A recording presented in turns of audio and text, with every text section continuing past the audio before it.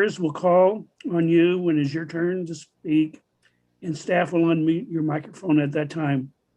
When it's your time to speak, please give your name, city of residence, and if you live in Eugene, your ward or neighborhood. At any time during the meeting, you're welcome to ask a question using the Q&A function or use the chat feature for discussion with other attendees and committee members. Comments will be monitored and recorded. Anyone making inappropriate comments will be restricted from the live portion of the meeting. Questions will be answered at the chair's discretion. And as a reminder, civil speech supports everyone in feeling comfortable sharing their perspectives and opinions.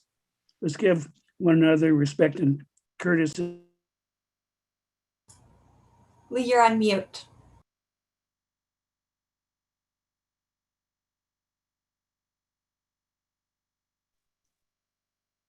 I'm sorry, how much of it did you hear? All but the last line there. Okay. And as a reminder, civil speech supports everyone in feeling comfortable. Let's give one another the respect and courtesy in civil speech tonight. And with that, I'll hand it over to the chairs to convene the meeting. Thank you. Thank you, Lee, and welcome everybody. I'll be sharing the meeting tonight, and it is my first time sharing, so I hope you'll bear with me and have some patience as I get into it. I think this is my first time facilitating an official public meeting, so I'm excited, and I'm glad to have you all here, as well as those of you who are attending. I see that Vicky has her hand raised, so we'll start there.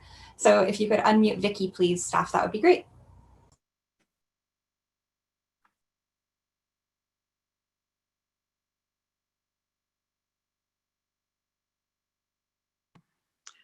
Hi, my name is Vicki Mello, and I live in Eugene, and I live in Ward 4. And I just have a couple of comments. One is my concern with some of the construction going on around town and how pedestrians are, doesn't seem to be given much consideration on how we get routed around the various obstacles. Specifically on 4th Avenue by the eWeb new riverfront area. It seems that the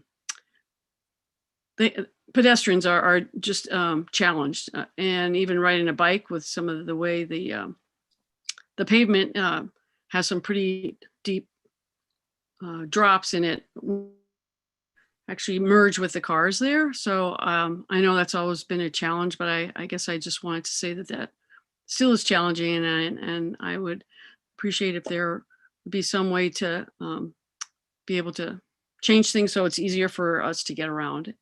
And the other thing is during the meeting where there is Q&As and the chats, how does the public get that information, or is that just shared with the ATC committee?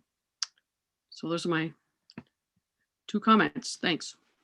Thank you, Vicki. I'll say briefly that we have discussed the issue of routing around different types of construction and road work in the past. So I'll see if staff wants to share anything there, as well as to the point about Q&As and the chat. Hi, this is Rob Interfeld. Is Reed on the meeting tonight? No. Okay. I guess then I will talk about routing around construction. One thing too about 4th Avenue in particular is we're paving it, I believe, this year. And I think the ATC has been involved in reviewing designs, or at least the infrastructure committee. We're going to be building a partial, hopefully the design's not 100% final yet, but a protected bikeway on part of 4th and buffered bike lanes on other parts. Vicki is absolutely right about traffic control around construction projects. We need to do a better job as a city. It's something that we know we need to do a better job of. We've had processes over the years, and we just have never really nailed it in terms of how to do a better job of routing people walking and biking around construction projects. Something you may have seen in recent years, there's cases where when bikes have to share a travel lane with cars, when there's a bike lane closed, we've done some temporary lower speed limits. We've tried some different things out, but we haven't completely institutionalized it yet. We're also starting with city capital projects generally, so like projects that we're building rather than a private developer. So I guess what I could say is we know this is a problem. It's something we're working on. Like, in fact, I just scheduled a meeting a few days ago that hasn't happened yet with some other staff, because I know that we haven't been coordinating enough on this. One of the things we're focusing even more on right now than this is ADA issues during construction, because there's more of a legal mandate around that. So, that's something too that we could, this has probably come before the ATC before Lee would know, but it's something we could come and bring back to you at some point. It's on our agenda list for future meetings. And could staff also answer the question about the Q&A and chat and whether that is included in the minutes? Yes, it should be in there. And so when you look at the March meeting minutes, you'll see the chat. Shane sends me the chat information and who attends, and I add that to the meeting notes. Thank you very much. I'd also like to acknowledge Alpha's comment in the chat that says that the Zoom link on the City of Eugene calendar is incorrect. Are there any other members of the public who would like to make comment at this time? And if so, please raise your hand now on Zoom. Hopefully everyone knows how to do that. There's a button at the bottom of the screen. Okay, so seeing none, we will move on. And as Lee mentioned, you're welcome to add comments or questions into the Q&A or chat as we go forward. It looks like Vicky has just done so.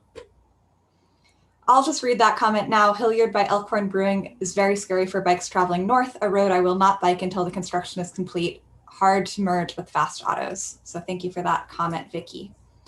Okay, moving on, our next thing on the agenda is to approve the February 11th, 2021 meeting summary notes. I was not part of that meeting, so I will not be voting here, but I would love to entertain a motion to approve those meeting notes.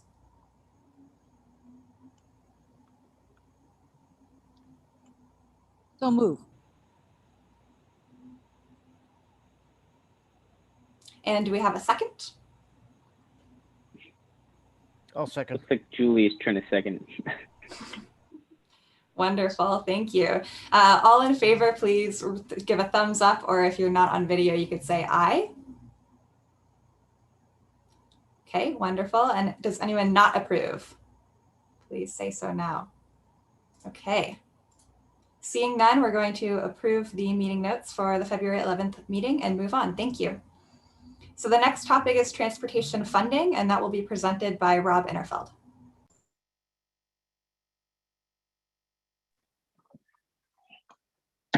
You guys are moving too fast for me tonight. I was hoping you would talk more, or that there'd be more public comments. So I'm a little behind here, but I'm out of breath because I just ran up to my home office. So just bear with me for a second to log into my other computer.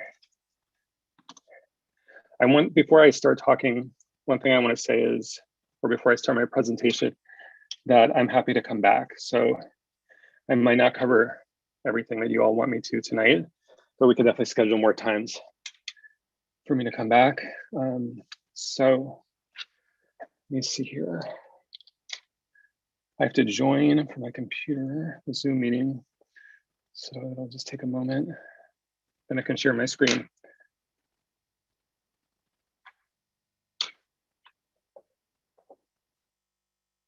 While Rob is getting set up, go ahead. did anybody have a nice experience using active transportation in the sun today? Seeing some head nods. Most excellent. So what I'm going to be focusing on is sort of what are the different sources of transportation funding that we use in Eugene. And let's see here, I'll share my screen now. Here we go. Let's see if this works. There we go. Okay, great. Go to the top. So let me launch the PowerPoint. Let's see here. There we go. Okay, great. So I just want to start with some key points about the funding that we use for our projects here in Eugene. One is that we're actually really good at getting grants from the Central Wayne Metropolitan Planning Organization, which I'll now refer to as the MPO from ODOT, Oregon Department of Transportation, maybe less so from the federal government, but we use local funds as a match for grants. So depending on the grant program, the match requirement usually ranges from like 10 to 20%. Another thing is that larger transportation projects, we often have to cobble together multiple sources of funding. So like the 13th Avenue project, for example, I think we had funds from that for that project from, at a minimum, systems development charges, an ODOT grant program called All Roads Transportation Safety, which comes directly from ODOT, and then also funding through the Central Lane MPO. The TSP is sort of our main source of transportation projects, but it's not all active transportation projects. So there's some kinds of projects that we just do not have in the TSP, and that includes path rehabilitation projects, path lighting projects, and also smaller scale projects like pedestrian crossings. Also just like any project that's going to be more of an enhancement, like enhancing the streetscape, we typically wouldn't find a project like that in the TSP. And this is just very basic. I pretty much covered it already. These are the different sources of funding. Now, the federal funding often comes through the Central Lane MPO, but I'll talk about them separately. But basically all the money that we get through the MPO is federal. So now what I'll do is cover, these are the sources of funding for Eugene project, for funding in Eugene. And I'm mostly focusing on active transportation tonight, but I'll give you a bigger picture. So the local gas tax, the city of Eugene has a 5-cent gas tax that historically has gone to pavement preservation in Eugene. And so that our major sources of pavement preservation are the local gas tax, but mostly it's the bond measure. So the bond measure is 5 years. I think it's like $52 million. And we're I believe the second year of the bond right now. And it's, although it might be the second or third year, there's $1 million a year for active transportation, and the balance is for pavement preservation projects. Systems development charges are fees that we collect from developers for basically their use of the broader transportation system. And we collect about $2 million per year. Most systems development charges that we collect, we actually put towards active transportation projects. And then we have the state highway fund, which is composed of different sources, mostly from state gas tax that we all pay when we get gas for our vehicles, but also vehicle registrations, driver's licenses, and then vehicle weight mileage fees, I think is what trucks pay. We use those funds, and I think we get somewhere in the range of like 10 to 12 million a year. We use those funds for operating our transportation system mostly, not really infrastructure or what we call capital. So that mostly goes to pay for our traffic operations group, what some people might call traffic engineering. Also our surface operations. So those are the people that maintain the street, things like crack sealing, filling potholes, our maintenance overlay program, which is where we pave unimproved streets. And then my team, transportation planning, is also mostly funded with the state highway fund. There was an increase in the state gas tax as a result of the House Bill 2017, the big transportation bill a few years ago, and that enabled us to put some funding towards capital projects. And so we now have some sources of funds that pay for infrastructure, the Traffic Operations Improvement Fund, the Strain Pole Replacement Fund, a signal controller, and traffic calming. Now you might see strain pole is where we have the traffic signals that are like wires, span wires across the street. Those are generally considered to be not something we want to keep because they often fail. And so over time, we're replacing them. And we often will use the strain pole replacement fund on corridors where we're trying to make active transportation improvements. So for example, we're using funds from the strain pole replacement fund at 18th and Willamette, where we're making Willamette two-way and adding bike lanes this year. So we often try to be like strategic about how we deploy those funds to help further other projects. One thing we've been really happy about too is that we worked with our parks and open space colleagues to highlight the importance of lighting our paths as part of the planning for the most recent Parks and Recreation System Plan, and then the planning for the Parks and Recreation Bond. And as a result of just recognizing the importance of how, safety on our paths, there was funding in the Parks Bond for lighting shared use paths. So lights have been installed on the West Bank path.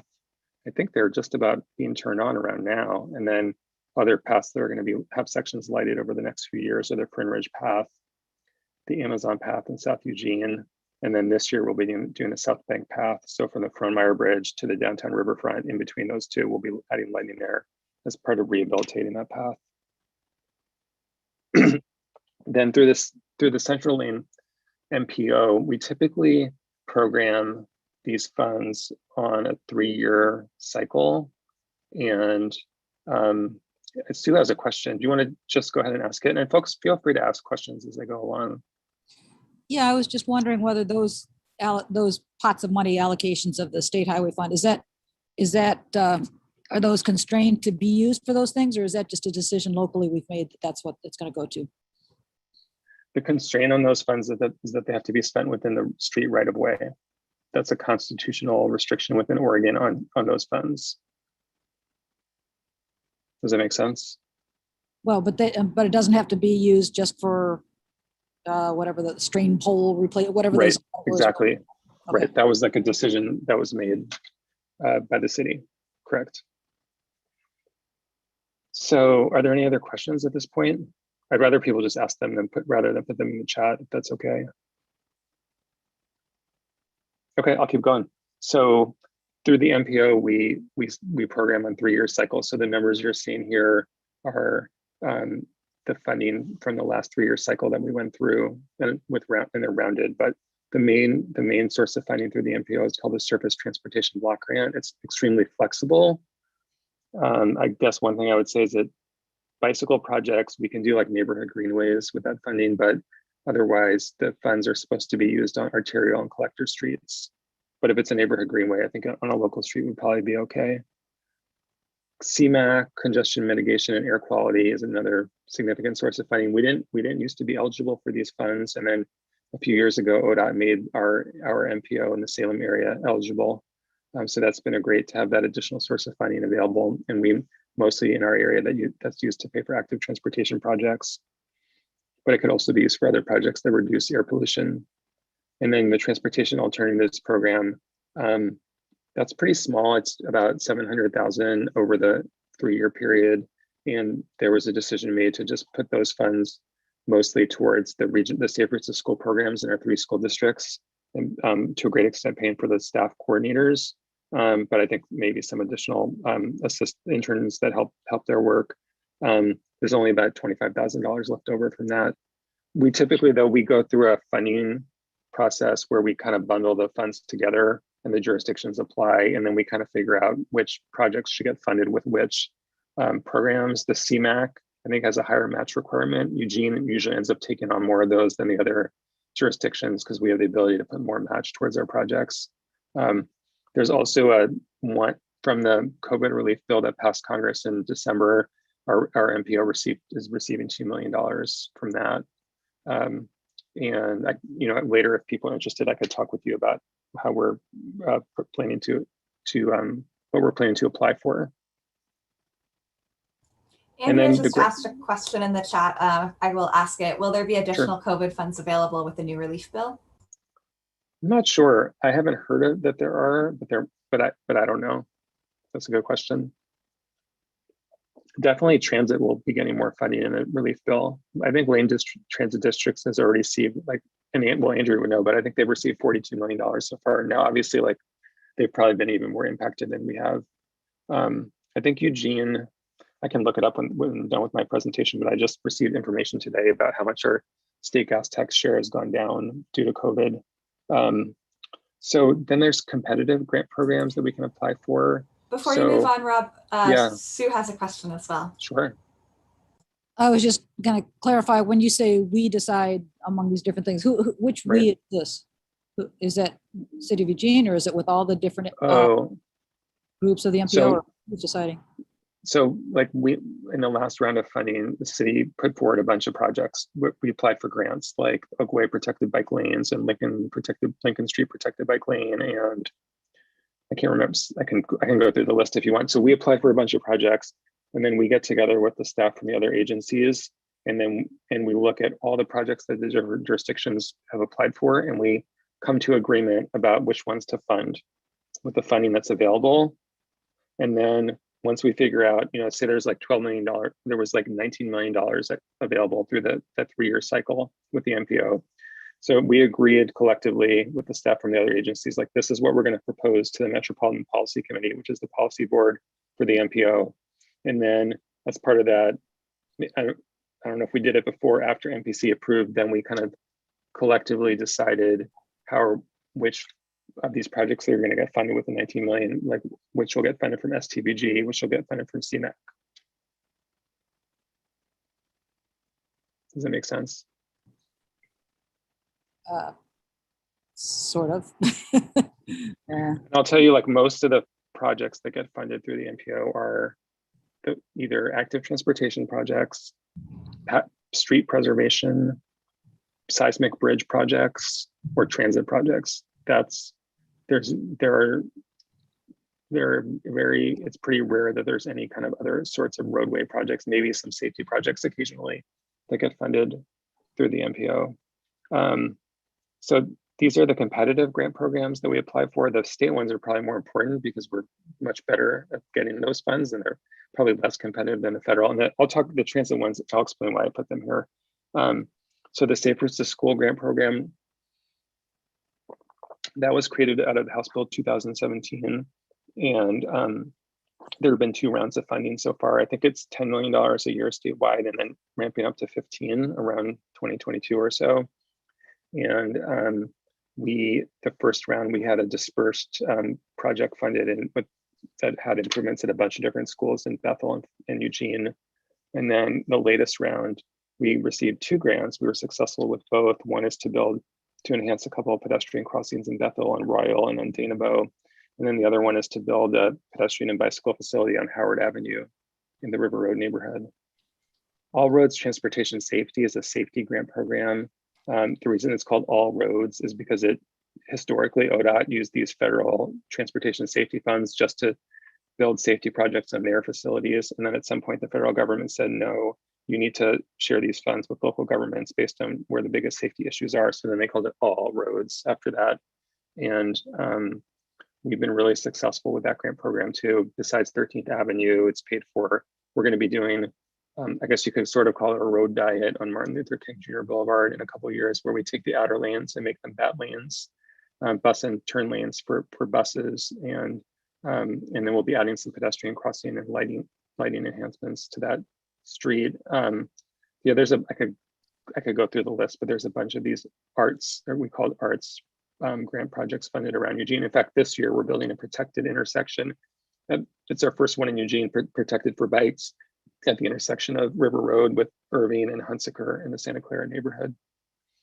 Oregon Community Paths is a new grant program the state created. It's not very big, unfortunately, but it's kind of what came out of what used to be called Connect Oregon, and it uses funds from the tax on bicycles and some other sources of funding that the state has. And so we just applied for 2 grants in the latest round for that, and we'll learn in a couple months whether that was funded. And so we applied for to build a path along North Delta Road to connect to a lot of that new development up there, and then also connector from the Firmage Path through Berkeley Park to the neighborhood to the south of there.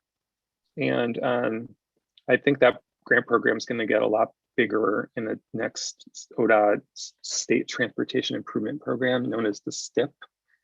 People may have heard that the Oregon Transportation Commission decided to put $255 million towards active transportation funding in the next STIP, and that's I think doubling around from the current STIP. And so some of these grant programs will be getting quite a bit larger. I can certainly talk about that more. The federal government build is the big multimodal grant program that U.S. Department of Transportation has. It used to be called TIGER, and then the Trump administration changed the name to BUILD, which is an acronym that I don't even know what it stands for, but it funds big multimodal transportation projects. We applied for Franklin Boulevard Phase 1 in the last round in a collaborative application with the city of Springfield. We weren't successful, but we got really good feedback from the DOT staff that we had a good proposal. A lot of the decisions were more political in terms of what they decided to fund. But based on the feedback we got from them, we have a pretty competitive application that we'll likely put forward again this year. And you've heard, I think, Larissa on our team has presented to you on the Franklin Boulevard project before. There's also a couple of Federal Transit Administration grant programs, Small Starts and Bus Facility. So Small Starts has been the primary funding mechanism for the MX system. I think LTD has gotten small starts grants maybe for all three legs of MX. And as I'm sure a lot of you are aware, those MX projects have not only built the bus rapid transit system, but they've had a lot of pedestrian and bicycle improvements. The West Eugene MX in particular built or enhanced miles of sidewalk in West Eugene.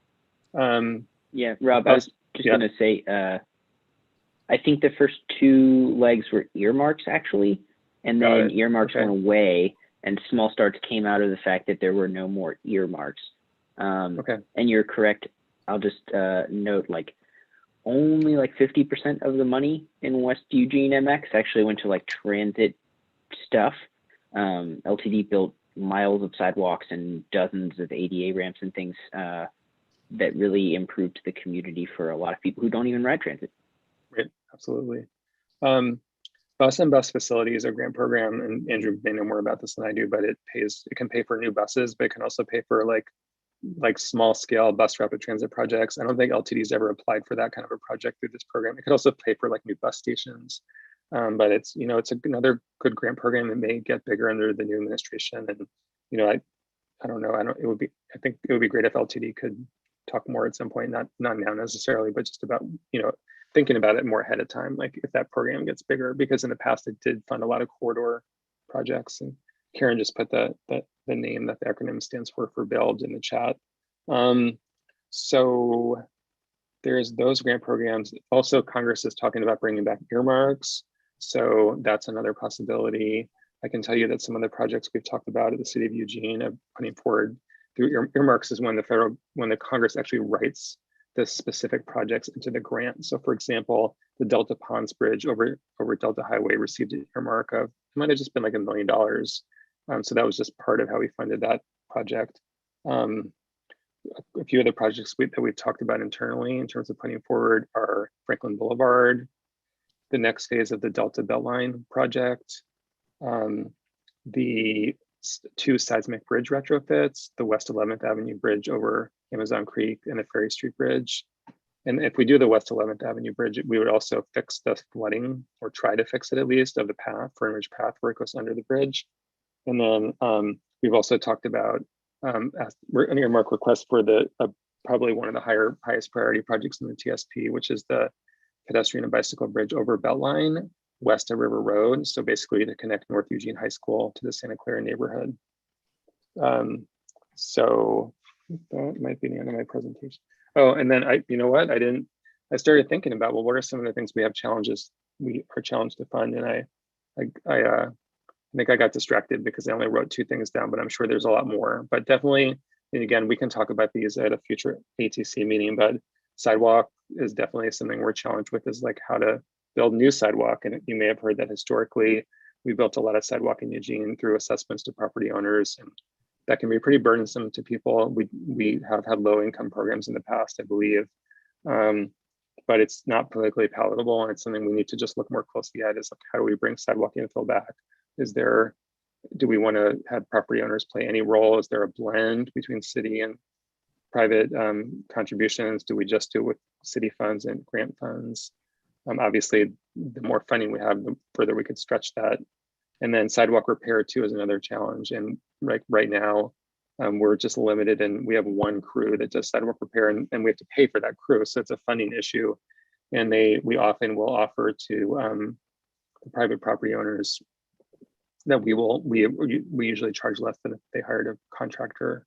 And there's often like tree issues, and so there has to be an urban forester, and so it's complicated. If you haven't had Eric Johnson from Public Works Maintenance come talk with you about sidewalk repair, that might be another interesting topic.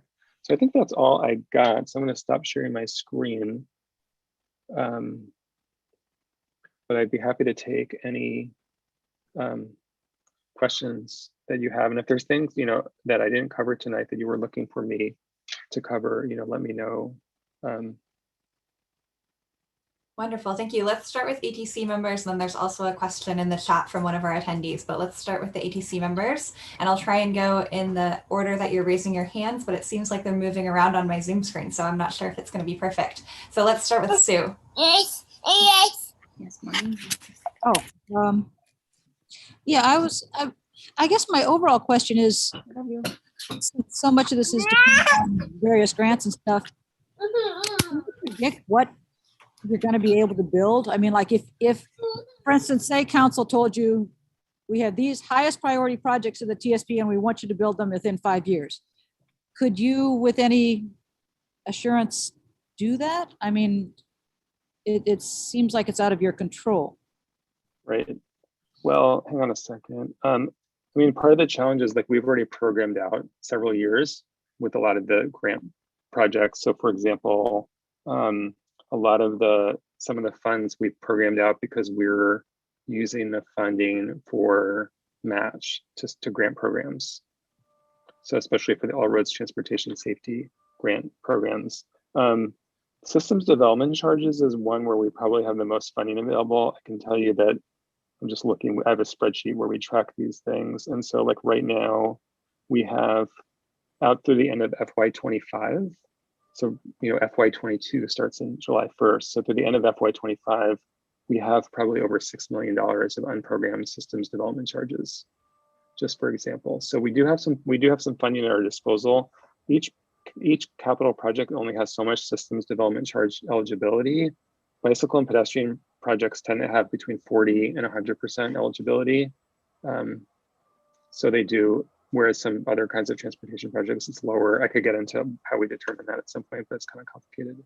What does that mean? 40 to 60%? I mean, that's so it means like of the project cost, if the project cost $1 million and there was 40% eligibility, then STCs could pay for 400,000, 40% of that cost. I can tell you that for the bond, the active transportation bond, we have about $2.2 million unprogrammed of the 5-year bond. So we've programmed about half of it. And that's just through FY23 because that's as far as the bond goes.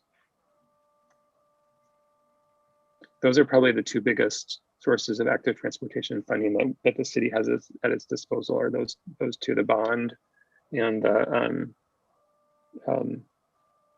STCs. Now the city council could decide they want to put local gas tax towards active transportation. That's their discretion as long as it's within the right of way. And we collect, I don't know if I said this earlier, but we collect around $3 million a year in local gas tax, and it mostly goes towards paving projects.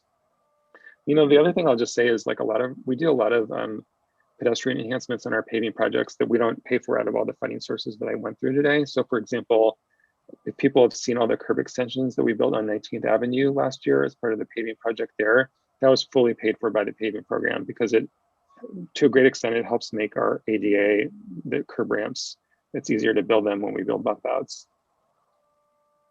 Great, let's go to Josh next and then Anne. I wanted to ask about design constraints based on funding source. So like, it's my impression that federal money comes with federal design requirements that may be less ideal for being innovative in bicycle projects. Is that accurate? And are there any strategies that can be used to sort of address that? I know you may have, that's the kind of thing I've seen written on like national blogs, like Streets blog, but I've never experienced that. We've never had any issues that I'm aware of with the federal government pushing back on any designs we were doing. I mean, I think part of it is we're aware of what we're allowed to do, like bicycle signals, I think are still experimental. So you have to write a letter just getting permission, but I don't think there's any meaningful thing that we've been wanting to do where it was a big roadblock for us.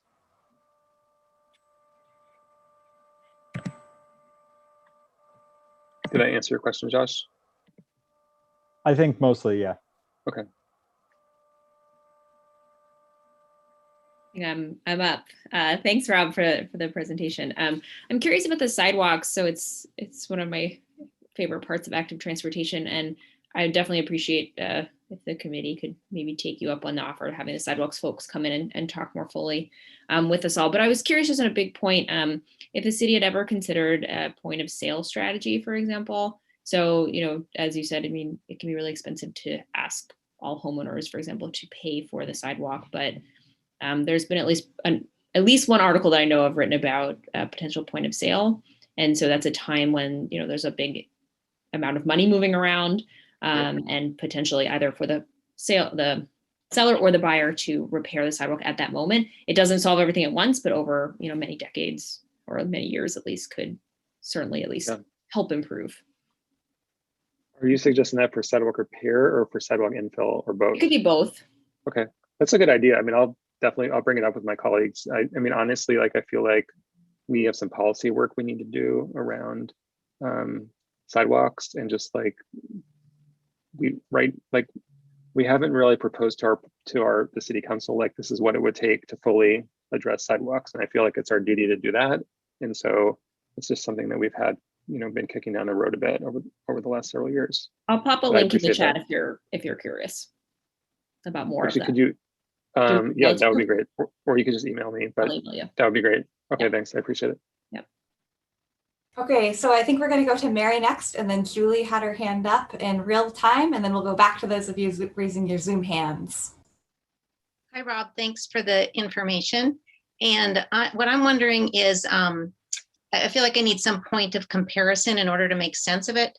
Like, I don't know what kind of comments you could give us as far as like, how does Eugene compare with other, as for funding with other communities of our size, for instance? And also like, is it enough, you know, can you give us some sense of, here's the TSP and here's the funding, what's the gap? You know, honestly, like, I'm not sure how we compare with other communities of our size. I mean, I can tell you that for staffing, the city of Salem, I think, has like 1 or 2 people that do the work of our team of 9. And so I think we do a lot more around active, and most of what our team does is around active transportation, electric vehicles, safe Vision Zero. And Salem's the city in the state, obviously, that's closest in size to Eugene. Honestly, too, like, I don't think that, I don't know. I mean, other cities put out bonds. And so I think Salem and Bend are a couple that come to mind that have put out significant bonds. And I think they've tended to have bonds in those cities that are more not as focused on street preservation, that there may be broader. And so we could certainly do some research and come back to you with some more information on that. I can tell you that I think the city of Springfield really struggles with funding for pedestrian and bicycle improvements because they don't have nearly as much SDCs as we do, because Eugene just had a lot more development. And then also they don't have the local bond that generates $1 million a year. And they don't have, I don't think they can't afford to set aside some of their local gas tax the way we can, or the state gas tax, I mean, for those funds that I talked about. So I think that my guess is if you looked across Oregon, that we probably do really well in terms of active transportation funding. I also think that we're probably one of the most successful cities in the state at applying for ODOT grants. And then also, if you could speak to what the gap looks like between our funding and the plans, the TSP. That's a good question. I mean, we'd have to do some analysis on that. I mean, I'll look at the notes after this meeting, and if that, you know, we can come back with that. You know, one of the challenges is, like, we might say we spend $6 million a year on active transportation projects, although it's probably more. And then if we say this TSP is $60 million for Ped Bike, and so it would take 10 years, but that's not really true, because like I said earlier, path rehabilitation projects aren't in the TSP, path lighting is not in the TSP, and pedestrian crossings and other small scale interventions aren't in the TSP. And, you know, honestly, like, pedestrian crossings, I think, are some of the most important projects that we do, like that, in terms of just somebody's feeling safe in their neighborhood or getting to where they need to go, whether it's a bus stop or the store or school. Those are some of the most important projects, but they're not specifically called out in the TSP. Yeah, I think it's probably a complex question I'm asking, but it's Right. just in order to make sense of, like, what does that mean? You know, here's the numbers. What does that mean? Right. So no, we should be able to answer that. It's a good question. Thank you. Julie, you're up next.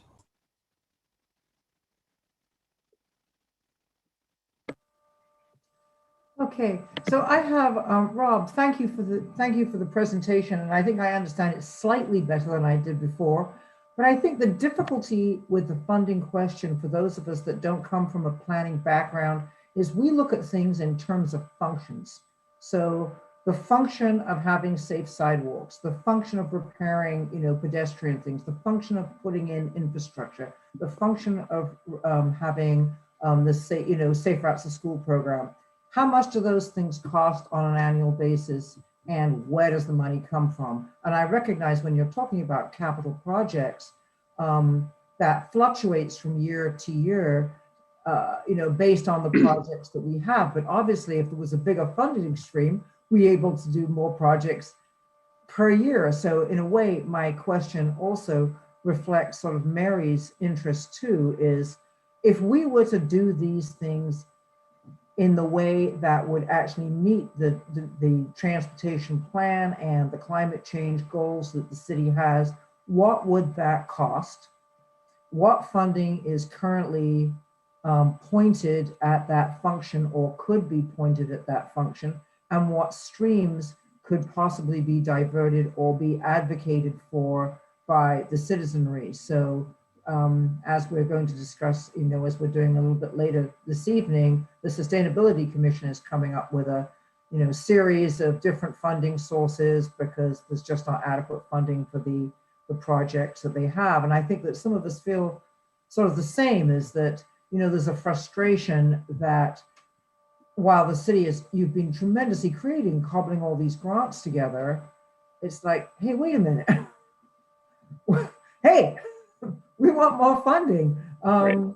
What are the possible avenues? So I think that's kind of what I'm getting at, is trying to understand where are the leverage points, where could more funding be coming from? And if you could speak a little bit to SB 395, which I'm sure some people here have put in testimony for increasing our share of funding from 1% to 5% on active transportation, which assumably some of that would come to you.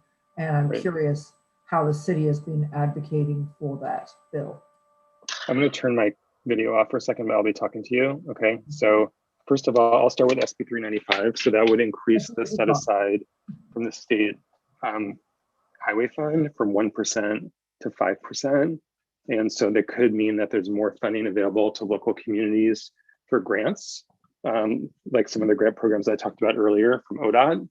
So, so there's that. And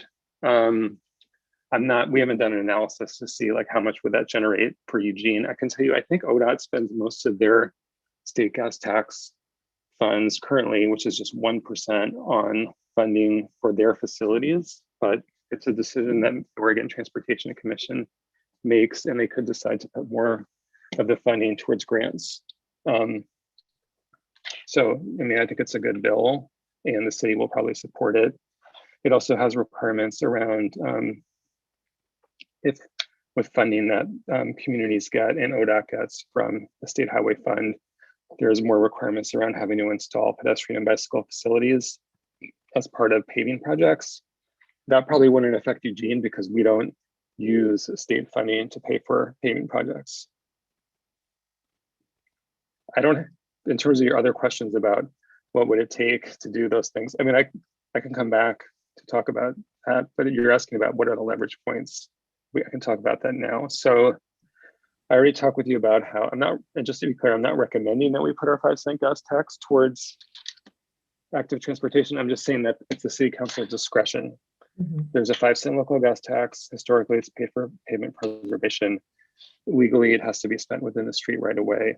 And it's a policy set by city council. So it couldn't do it can't do a bikeway that's in a park, but it can do 13th Avenue, for example. Exactly, that's right. The systems development charges, we already spend most of ours on active transportation projects. So the other real thing would be, what about new revenue? And honestly, like the state highway fund that we get, it just barely pays for staffing and those other funds I told you about. And that, the state highway fund money and the local gas tax have been negatively affected by COVID too. And so it's going to take a while to recover from that. I think that, like I told you earlier, the current bond measure only goes through fiscal year 23. So there'll probably be talk in the not too distant future about a new bond measure. And so this is the third 5-year bond measure that the city of Eugene has had for fixing our streets. The first bond measure I don't remember how much each bond measure was. It might have been like 30 million and then 40 and then 50, something in that ballpark. But the first bond measure included like around like $250,000 a year. That was, so this is the non-paving part. It had $250,000 a year that was specifically for rehabilitating shared use paths. The second bond measure had $500,000 a year that was flexible, just the way the current one is for active transportation, but it was only $500,000 a year. And then the current one is $1 million a year for active transportation. So there'll definitely be opportunities to engage the city council on discussions around, should there be another bond measure and what should that include in it? I think Sue Walling is on the street repair review panel. Is that right? Yes, and so is Alan. Oh, and Alan is too. Okay, so that's the body that oversees the city's spending on the bond measure. And I'd say that that's a very important body at influencing city staff in terms of what we might put forward for the next one. So I think it's great that Sue and Alan are on both the street repair review panel and the ATC. Yeah, so it's really the city's council's discretion as to whether to create a new bond. I guess the other thing I'll say is with the new administration, there might be more grant programs. Representative DeFazio is the chair of the House Infrastructure Committee. So he's one of the most powerful people in the country around transportation. And I know he's committed to, I'm not super familiar with the bill that he's put forward, but I think it has a lot more funding for active transportation. It'll probably have more funding for MPOs too. So I think there's a good likelihood that we'd have more funding available to us. I don't know that it would be like a game changer amount though, it might be like a 20% increase or something like that. So, if you're looking for more of a game changer amount, that might be something more that the city has to do. I think I saw, was there a question about systems development charges? I saw it pop up in the chat. Yeah, Sue asked if SDC funds are restricted to any particular locations or types of projects. So not really. The thing is, the projects have to be on our SDC project list. Well, actually, that's not true. So they're projects that increase the capacity for a transportation system. So generally not sidewalks, because sidewalks are the responsibility of the property owner. So it's other kinds of projects. So basically any kind of new bicycle facility or roadway capacity enhancement. I think there's only like a couple of projects on our SDC project list that are purely for like adding capacity for motor vehicles. Most of the projects are either bicycle projects or multimodal, where they're like, let's just say, I'm trying to think of one. I can't think of any offhand, but an urban standards project like Hunsaker, where we're bringing the street up to urban standards, adding bike lanes, adding sidewalks. That's an example of a multimodal project that has systems development charge eligibility. Great, thank you. Next, I see Alan and then Steve. And then Andrew, I know you raised your hand and lowered it, but if you want to hop in, you're welcome to after. Okay, go ahead, Alan.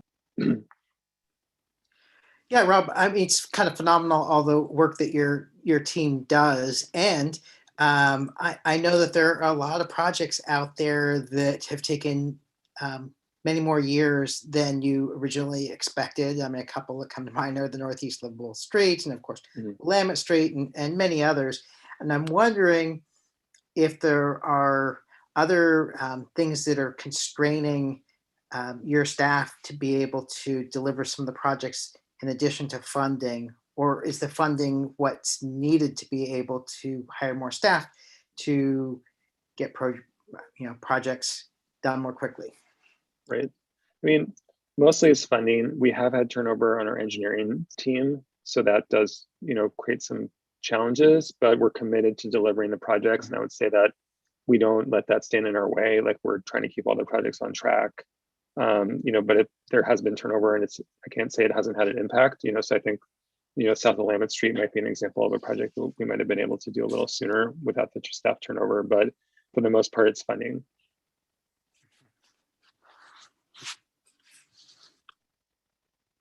Okay, well, I guess I'll piggyback on that.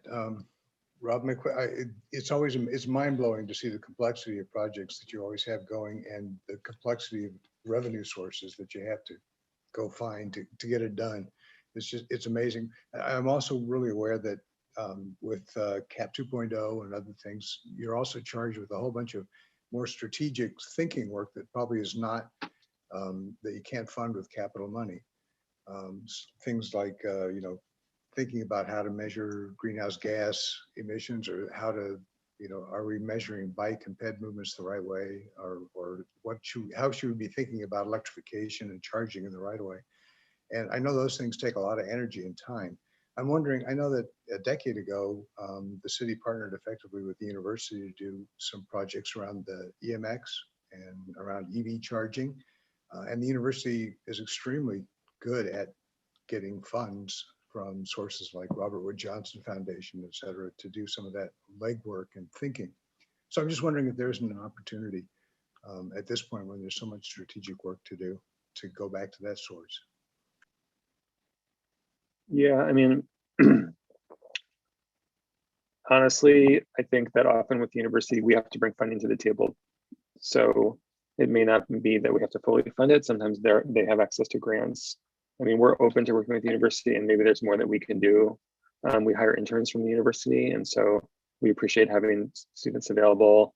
We sometimes have done projects where we've hired either what used to be called the community planning workshop or the Urbanism Next program to do some work for us around autonomous vehicles. Even going back to our original pedestrian bicycle strategic plan, the community planning workshop led all the community engagement for that. So yeah, I mean, there could be more that we can do on working with the university, but there's still a role we have to play to manage that. We do actually hire, there's an outfit at the university called Allen Hall, which is public relations, and they do the social media for Peace Health Rides. So that's just a small thing we're doing right now with the UVO.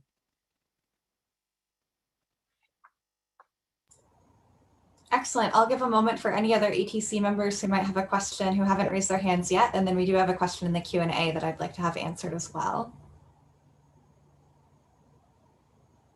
Okay, seeing no other ATC member questions, let's go ahead and answer this question from the Q&A from Brandon, which is the project MLK work going to address bikes as well as buses and pedestrian crossings? The segment from the I-5 bridge to the turn to Autzen Stadium is not good for bikes. No bike lane, have to share often narrow sidewalk with pedestrians. Crossing from East Sidewalk to Autzen is on a blind curve with speeding cars. I think that calls to the need to do some public involvement for that project. So because there's some flexibility with the funding. We haven't specifically, that I'm aware of, called out bicycle enhancements, but I do know that there's some challenges in that part of town. So I appreciate him bringing that up.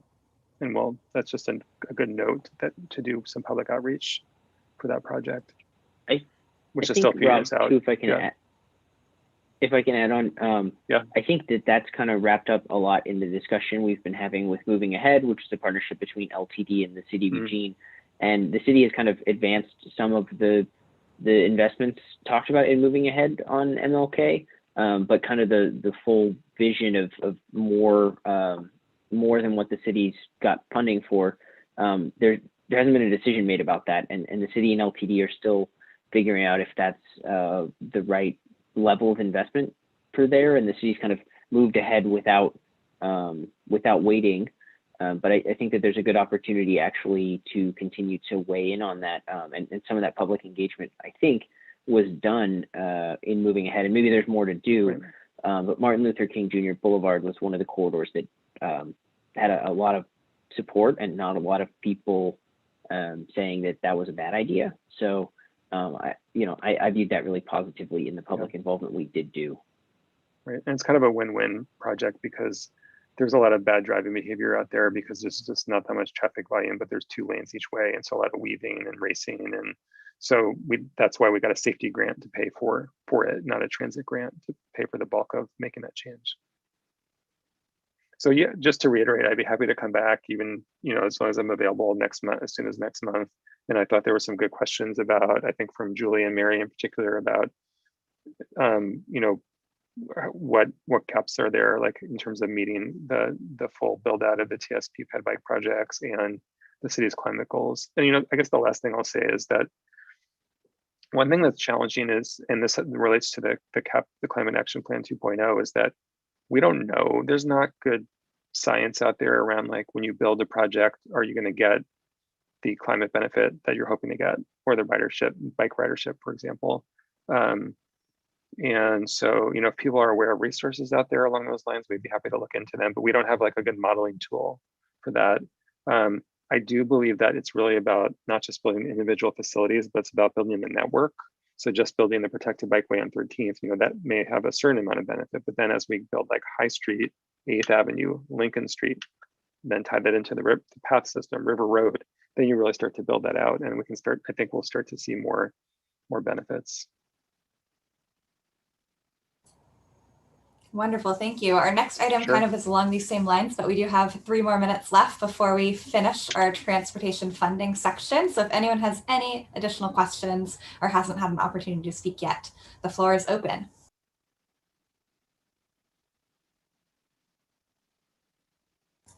Go ahead, Andrea. Yeah, I had 2 questions. One was whether or not in using the funding, if it's ever used for sort of education and marketing, the projects that are being done, to really be able to change people's lifestyles.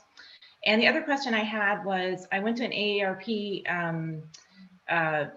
Livable Communities session, and they have a community challenge grant, and the things that were being funded were fairly substantial, I thought. And it just occurred to me, because you went through all governmental funding sources, and it just occurred to me that there's probably other foundation funding around, especially so many people want to help with climate change issues. So I was curious about that. Okay, those are really good questions. We've also been pretty successful at getting funding for what we call transportation options, and we're trying. One thing we've recognized that we should be doing more of is promoting new active transportation facilities. So like we especially try to do a lot around 13th, which was challenging because of COVID. But yeah, marketing new transportation facilities when we build them. We're getting grants of around $200,000 a year to support our transportation options work. I'd say we're kind of in a rethinking process right now with our Smart Trips program and just figuring out what's the right mix of programming for that. And I'm sure Shane's talked with you in the past, and we'll be back talking about the different transportation options programming that we have on the horizon.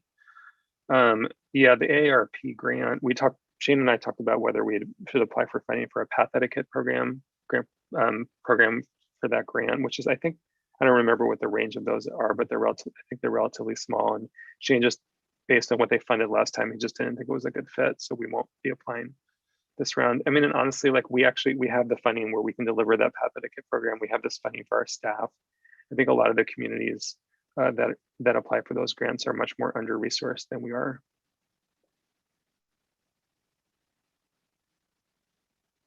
Any other questions or comments?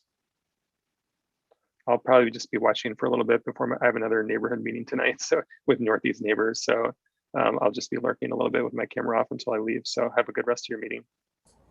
All right, thank you again, Rob. That was very informative. Sure.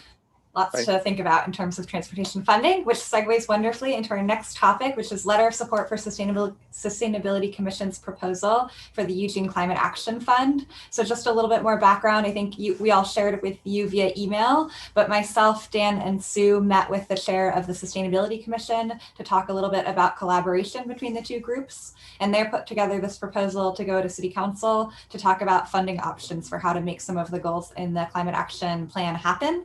And so Sue sent out that letter to the whole group, and I think we were able to get kind of approval and recognition from most of the group, but we would like to entertain a motion to officially approve the letter of support that Sue wrote. And if there's any discussion before that, that's fine as well. Otherwise, we can go right into a motion.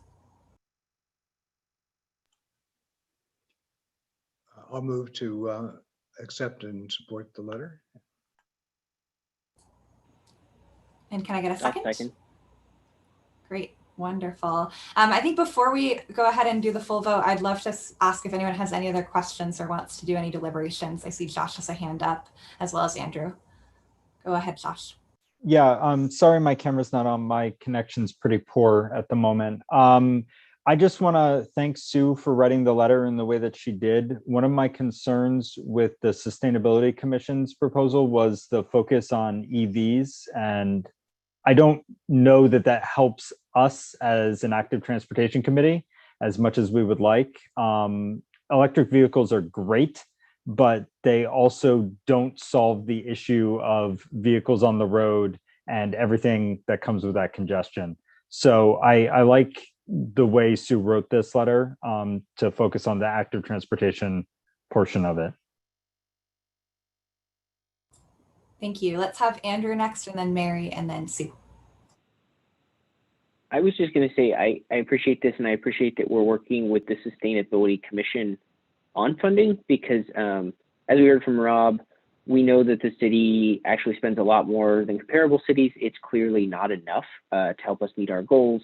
I don't know what the gap between spending and the TSP is, but it's probably a lot more than we wish it was. It's certainly not fully funded. And that's true probably for a lot of different things, but for active transportation, I think kind of pushing the climate lens and working with the sustainability folks is maybe a really good way for us to start to talk about more funding, right? Like in a climate change bond world, right? Like, what do you do with that money? And there are probably a lot of things you can do with that.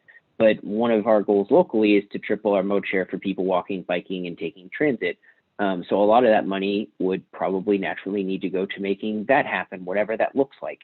So I just appreciate that we're developing this relationship, and I think this is probably a really fruitful place for us to put some energy, because it is so intersectional, but it also, in the short run, helps me get to the grocery store, tomorrow, not just in 30 years we're not flooded out or something.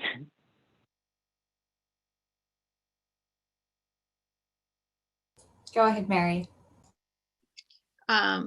Yeah, I echo what Andrew just said about the interface between entities. I think is really powerful. I think it strengthens both groups and can create a lot of synergy.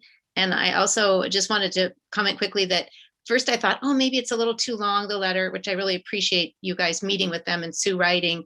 But then I see that it's actually quite a nice tutorial.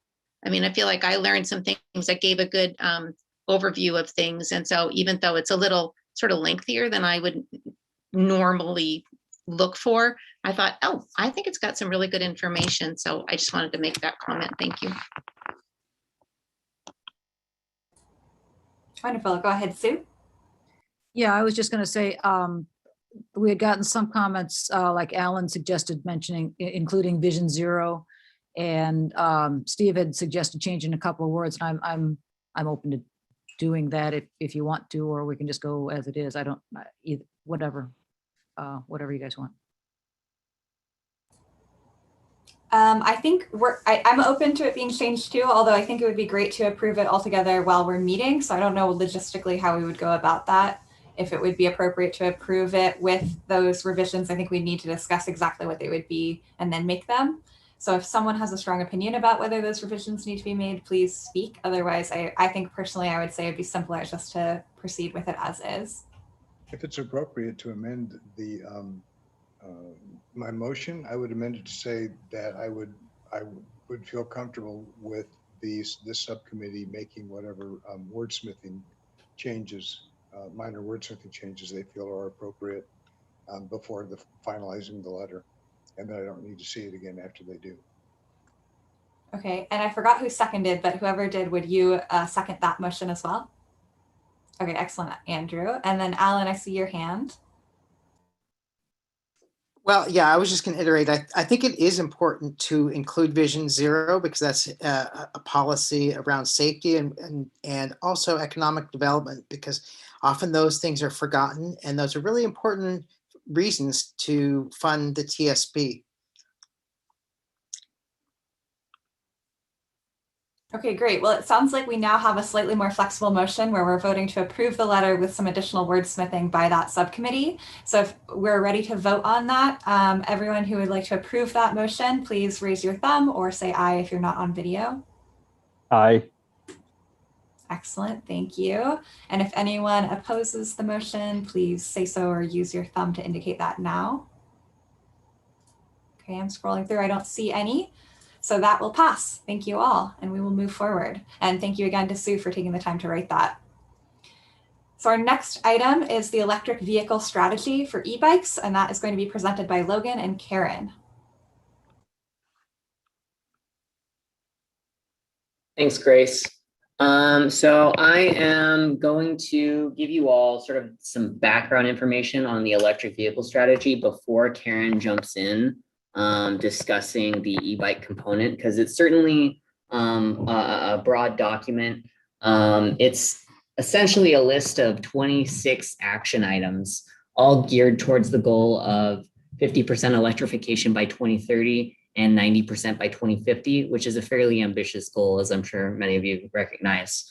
The document covers everything from incentivizing developers to install charging stations, to micromobility, to education and outreach. So the document itself was finished up towards the end of 2019. 2020 was our first year working on implementing it. And thus far, we have done a few things under the umbrella of the electric vehicle strategy. Currently, we have a few things underway that are coming up. So I'm gonna give you some quick rundowns on that first. So Karen and I have access to about 25,000 between now and the end of this fiscal year to spend on EV strategy implementation. And the bulk of that is actually going to be going towards a few charging stations to support a really exciting program. We are partnering with eWeb along with a nonprofit named Fourth, which is centered in Portland and generally focuses on electric vehicle advocacy, as well as St. Vincent de Paul. And the premise of that pilot program is going to be providing like kind of a micro electric car share service for tenants of 2 affordable housing sites in town. Currently, we just have funding to do the cars, but my hope is that someday we'll be able to identify funding to add electric bikes into the mix.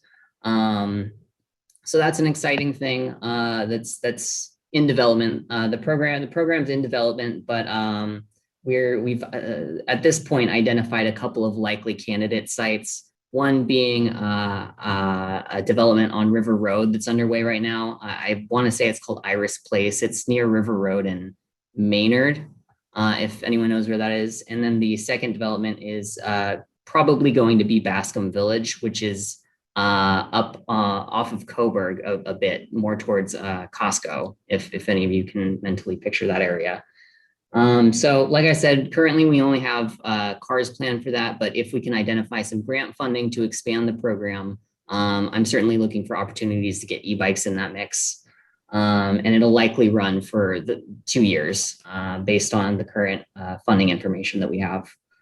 So that's exciting. And then on top of that money we're putting into the charging infrastructure to support that program, we're reserving about a quarter of that budget for education and outreach around all things electric vehicle strategy, which does not just include electric vehicles, it includes e-bikes and e-scooters as well.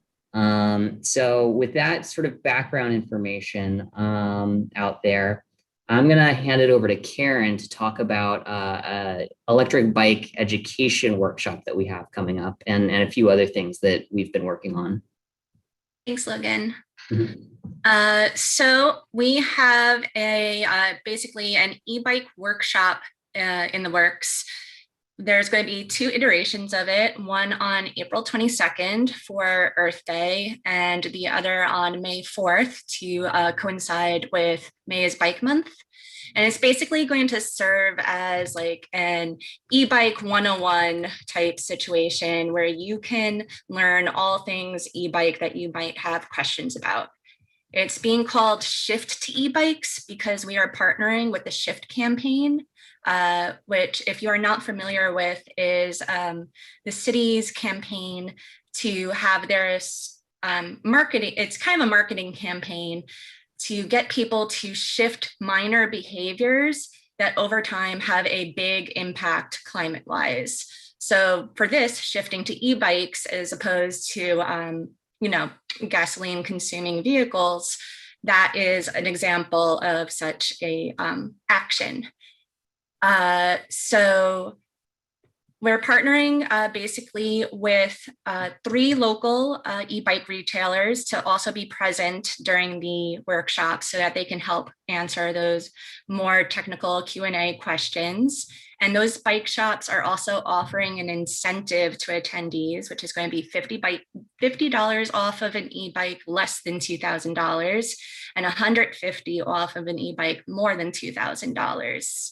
And different topics that are going to be covered in it is going to be things like, what is an e-bike? What's the difference between an assist e-bike and a throttle? How does it help you go uphill? What is the range of the battery? Why should I choose an e-bike versus a car? What are some of the legal issues? What are some of the shopping considerations around cost, warranty, battery longevity? All of that and more is going to be composed in there. So that is really exciting. We're really looking forward to that. We're still kind of building like the website for that to help have more of a platform, but that is going to be put together very, very soon, very shortly. So that is the e-bike workshop component. And then in addition to scooter share, which is micromobility also within the EV strategy.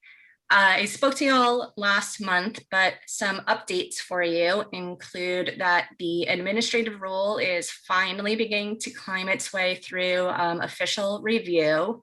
It has gone through the city engineer and will likely go to the city attorney's office tomorrow. So that means that it should be ready for public review, including y'all by early to mid-April, so next month. And once it makes its way through the city attorney's office, then we'll be in a position to release the request for information to companies who are interested in operating here, which there are. I got another email just yesterday and today from interested companies.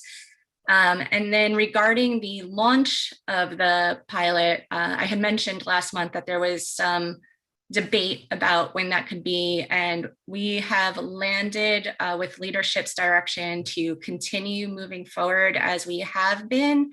But once we finally do decide which companies we are going to issue those licenses to, we would work with those companies to decide what is the launch date, given all the externalities of the unofficial kind of official relaunching of Peace Health bikes, given all the investment that we have in them, making sure that that is in a good place, that scooter share will not impact them, but also given the externality of COVID and how that is impacting our community.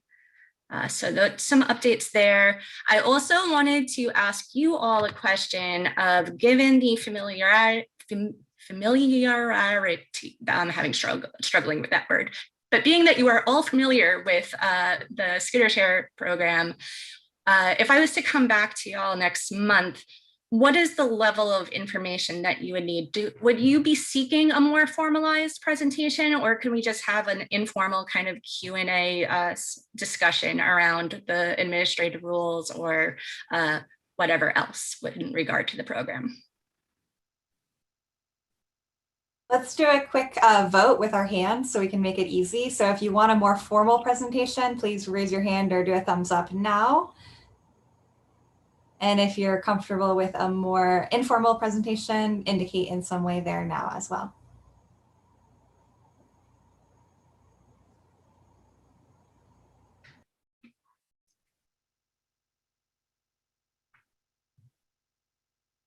So yeah, that was a quick little thing. But there are questions, so.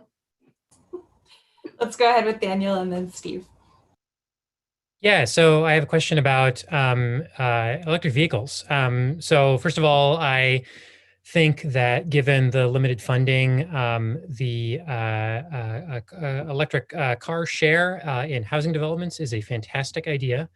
I think that getting folks to replace a car is the way to go here, and So that makes a lot of sense. That being said, I'm curious about what else is being done here as part of, setting up these car share sites to encourage people to actually ditch their own private vehicle. So you said they were part of some housing developments. Are we talking like condos here? Are these places where these people are still required to pay for a parking space? What kind of educational stuff is going to be going along in those locations? I'm curious about that. So these two housing developments are affordable housing sites. Naturally, a lot of the tenants do have cars, some of them don't. The real incentive for them to use this, even if they have a personal vehicle, is that it's going to be extremely low cost to them, possibly even free. This program's still in development. But the benefit of doing this via a partnership with eWeb and Fourth and the city and St. Vincent's is none of us really have a strong interest in making this like a revenue generating program. The real goal is to provide a clean mobility option for low income folks.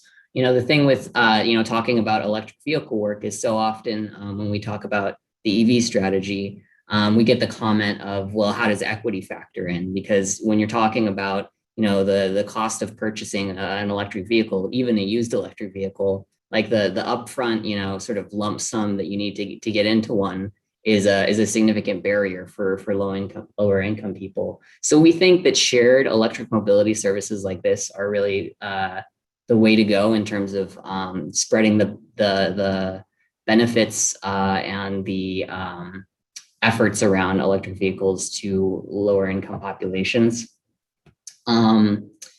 Sorry, was there a second part to your question there? I kind of went off on a tangent.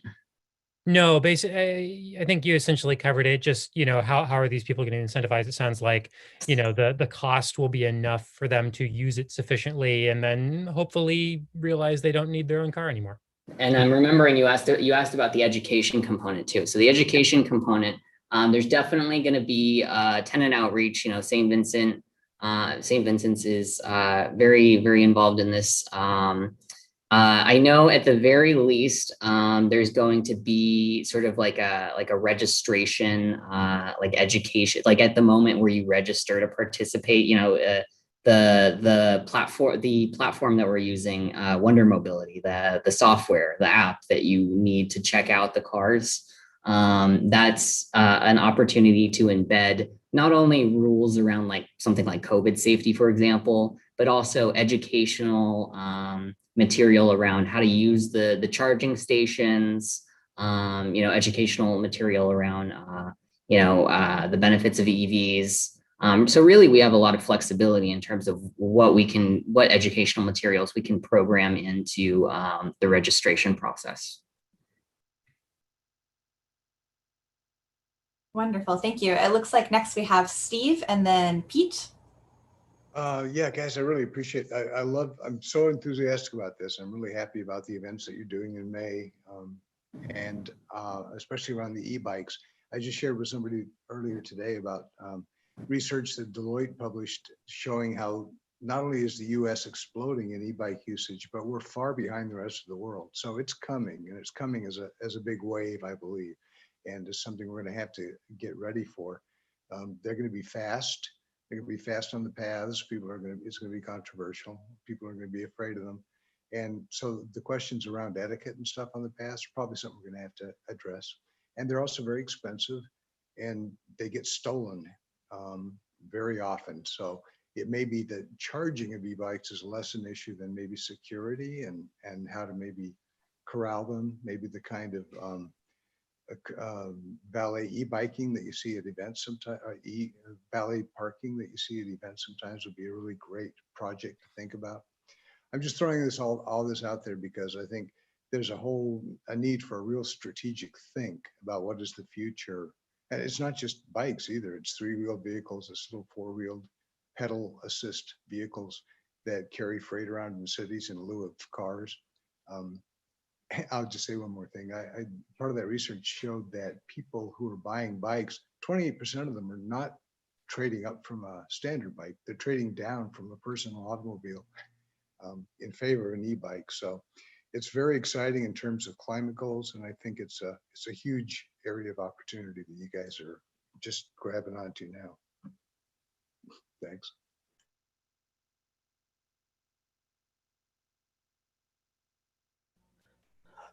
I guess I'm up. I first of all, I really think that the like e-bikes and stuff they're really cool, and I'm glad you guys are working on this. I do have some questions around the whole charging system. Are you talking about kind of sort of ubiquitous charging stations? And is there some kind of thought as how that's going to go out? Because one thing I do know about e-bikes is although the e-bike might state a range of let's say 10 miles, yet that mileage may vary because of hills, how much you put on the gas, so to speak, and all that.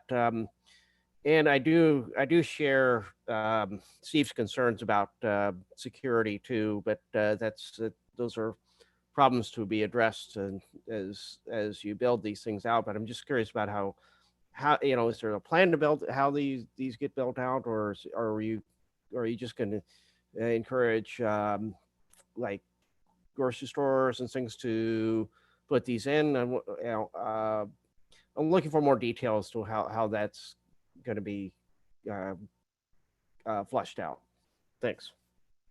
Yeah. And so to get to your point about e-bike charging, I think that, don't quote me on this, but most electric vehicle charging stations, so I know that some models do come with the ability to plug in e-bikes, but many don't.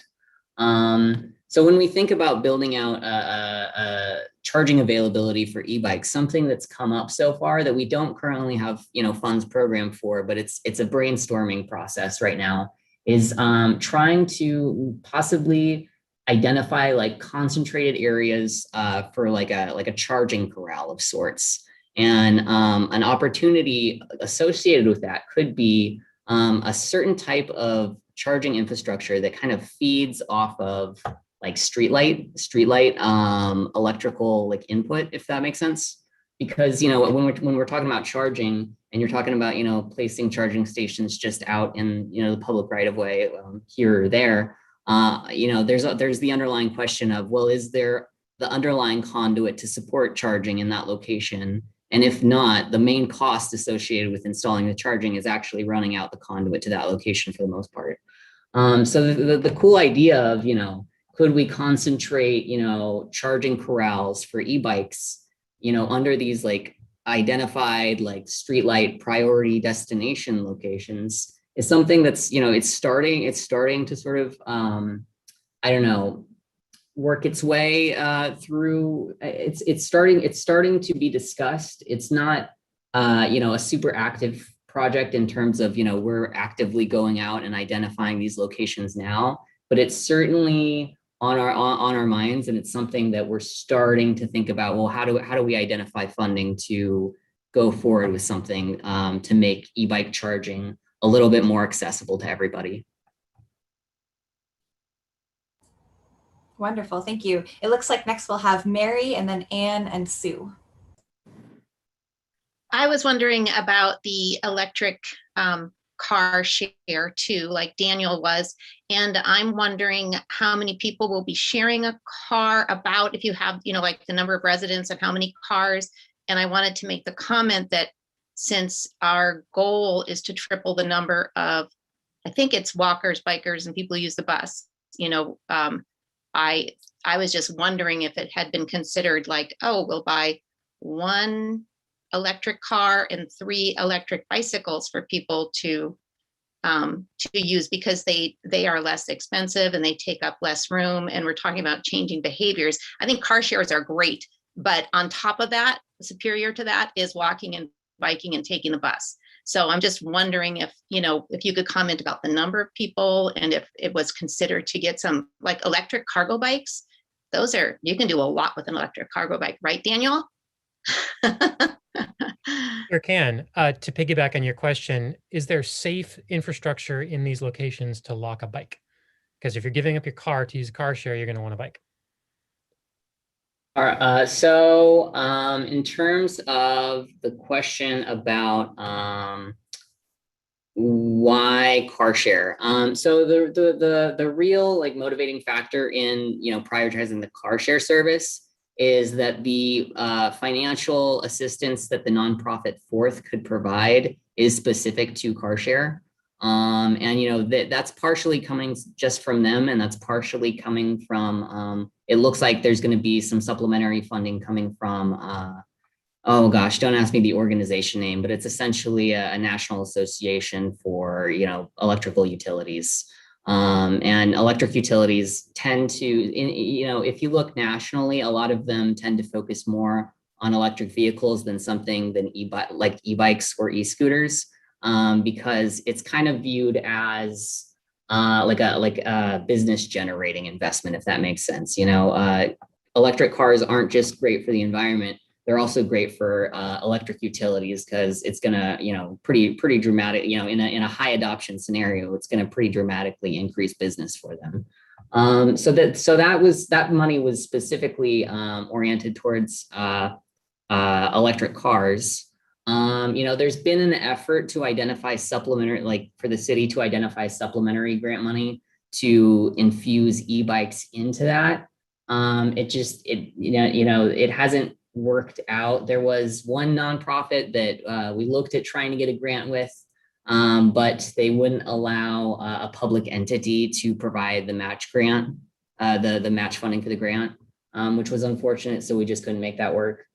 And we're still, we're actively looking for opportunities. If something comes up, we'll certainly apply and try and get some e-bikes into the mix. Like I said, this program is anticipated to run for 2 years.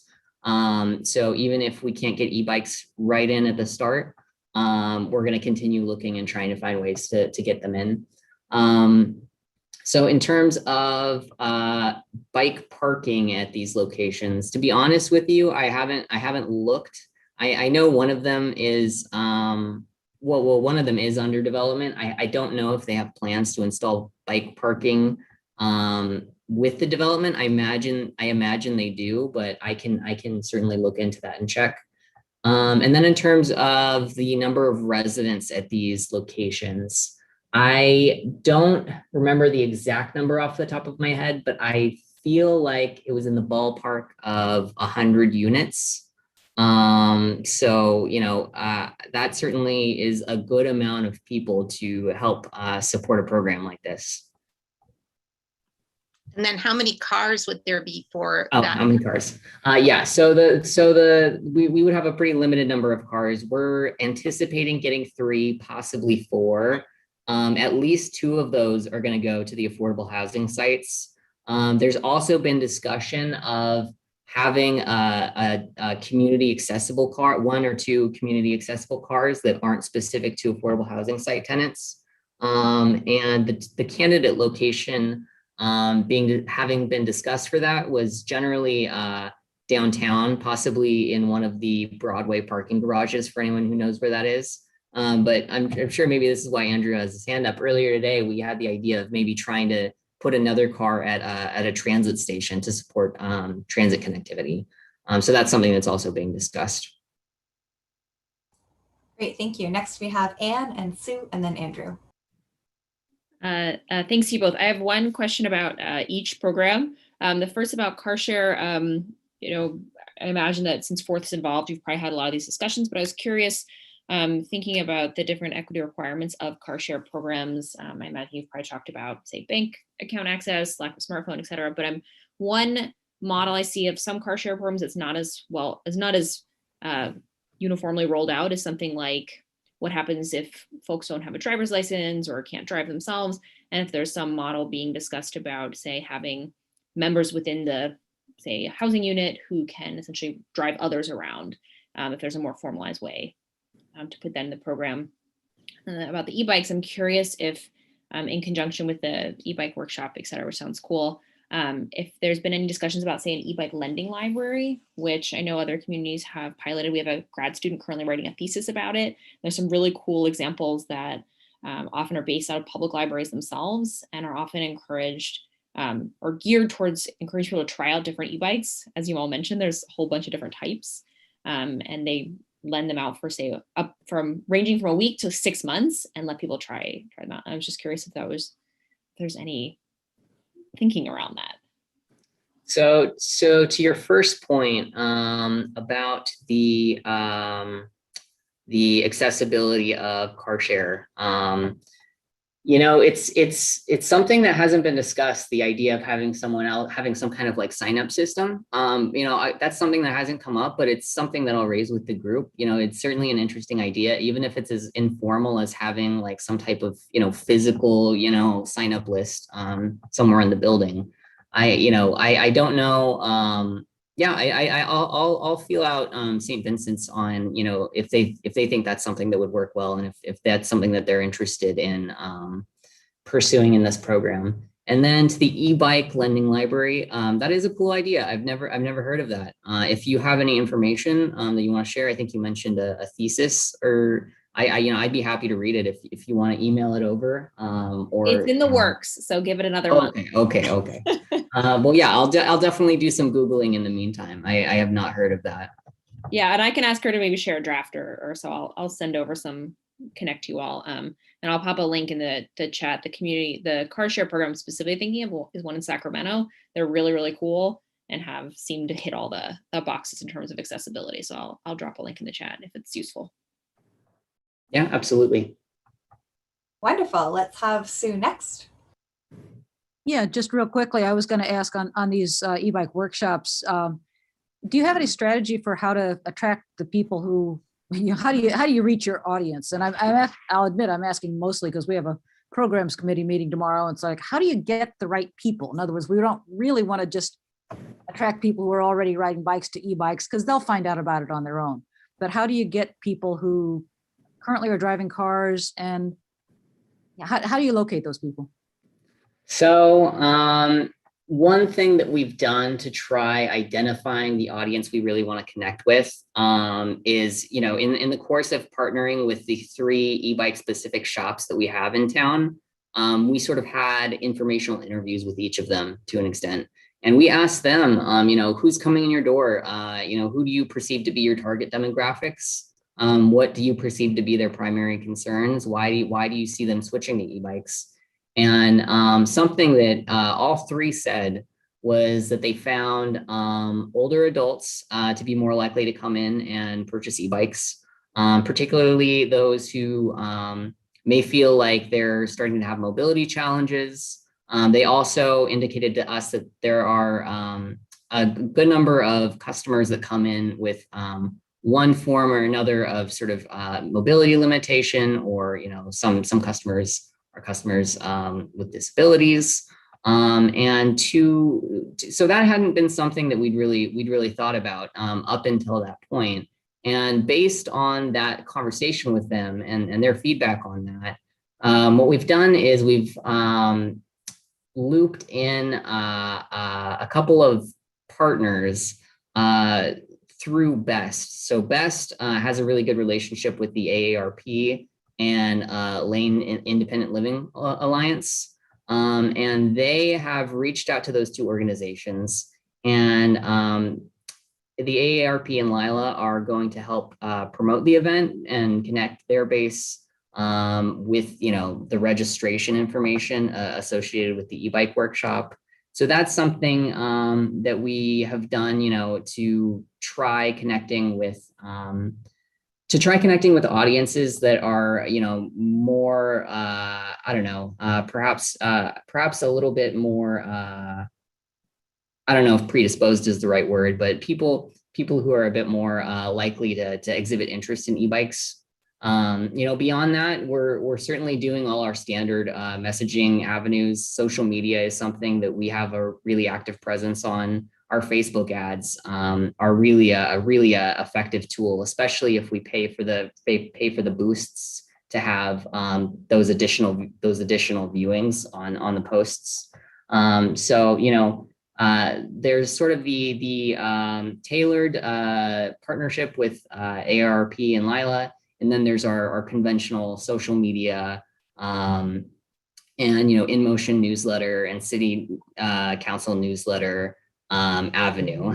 One of my coworkers is chatting me, reminding me that we also have a Eugene weekly ad coming up. We're sponsoring a page in an electric mobility edition that they have coming up. And there will be information on the e-bike workshop there that can help bring people in. Great, thank you. And we are running short on time for this topic, but let's go over to Andrew. And then there's a couple things in the chat that I want to highlight before we move on. Sure, I'll be really fast. I just actually wanted to commend the city for trying some car share. I think that's a huge thing that's missing in our community. We used to have a lot more of it, particularly EVs. It's kind of weird to say that I love that we're investing in cars. You'll probably never hear me say that again, but the research suggests between like for every one car sharing vehicle that's out there, we might be taking between 5 and 15 cars off the road. So it's like a really sneaky way to invest money in cars, to divest money in cars. So I would just, encourage to keep doing that, particularly because I think this has a huge equity component, focusing on low income housing and making sure that even if people there maybe can afford a car, they don't feel the need to, but that they have, same access to services that you frankly can't get to on a bike sometimes. So I want to make sure that they have the same access that lots of other more privileged people do. So anyway, I just wanted to commend the city. I think it's a really cool program and we should continue to put resources towards that. Yeah, and to piggyback off of what Andrew just said, I want to commend eWeb and St. Vincent's for being, and Forth for being really great partners in this. Certainly, we couldn't do this alone. It's a really excellent example of how cost sharing across different organizations can support a goal that otherwise wouldn't have been attainable. Wonderful, thank you. So a couple of things from the chat. Andrea had mentioned the encouragement for more bike lockers throughout town, as well as excitement about the seminars and some comments supporting the e-bike lending library. That it would have to be predictable and reliable if folks were going to share the car driving duties within the car sharing program. And people who live up hills are more interested in e-bikes, and shared the link to the Sacramento car share example. Neighborhood associations would be good targets for this if you're not doing that yet. EVEVA has done exhibition events at high foot traffic events. And since people with mobility challenges are interested customers, are there plans to offer e-trikes? Could you answer that question, since that's a more direct question? The rest are kind of more comments, and then we'll move on to the next item. Thank you. Yeah, e-trikes. To be honest, I do not know off the top of my head if any of the bike shops we're partnering with have e-trikes. Maybe someone on this call actually knows. You all are very bike-ish people, but I don't personally know. Yeah, someone's mentioning in the chat that we have, I know we have some adaptive bikes that can be rented. I don't believe any of them are electric, but don't quote me on that. Does anyone else know? Yeah, to my knowledge, none of the adaptive bikes we have are electric. That's a really great idea, though. That's something to keep in mind.